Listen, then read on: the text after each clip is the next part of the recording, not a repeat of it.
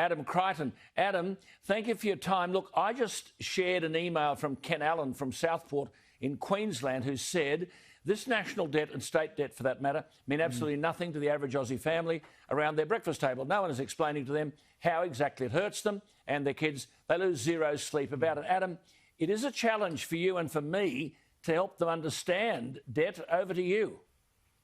Yeah, look, certainly that's true. Look, I'd probably quibble slightly with his premise. I think Australians generally don't like public debt. They don't like to see it going up, and that partly explains why Australia's public debt is much lower than most other countries, and actually it still will be even after this crisis. Look, just more fundamentally, though, it's important to make the first point that government debt is different from household debt because ultimately the government, through its central bank, can create new money, and of course it can always pay off its debts if you like. And secondly, you can assume governments basically go on forever, so they can pay off old debt with new debt, and historically that is kind of what they've done. But the problem this time, of course, is that the population growth is not going to grow as fast as before, and so we're going to have this enormous stock of debt, and it's going to be much, much harder to grow out of.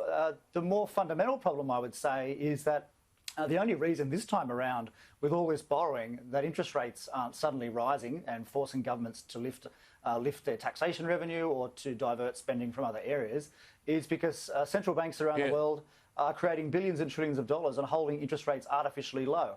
Now, so far, this seems to be working. There doesn't seem to be a cost to the average family. No. You know, we just saw in Queensland, explosion in debt today with its budget. We've seen the same in New South Wales and Victoria. But so far, there is no cost for the average household, but I do think in the medium long term there will be.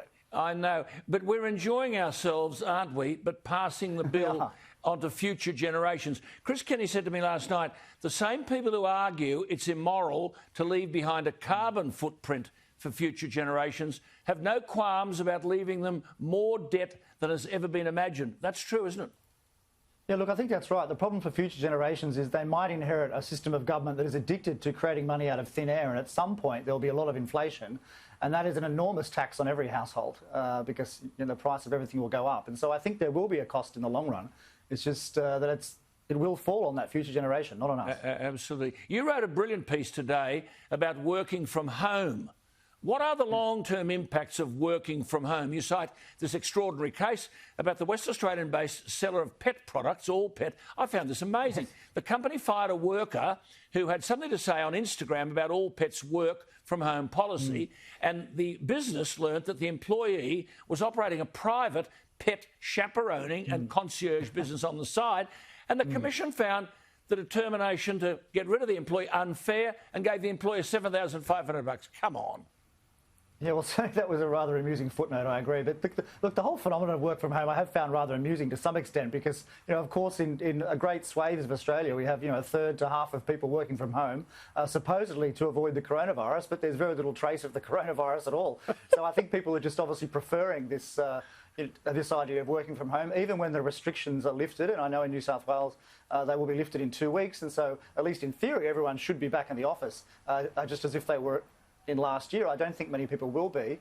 The long-term implications, though, I think are very unusual. We just don't know. I mean, the Reserve Bank governor says that there'll be an improvement in productivity because there'll be more flexibility and so forth.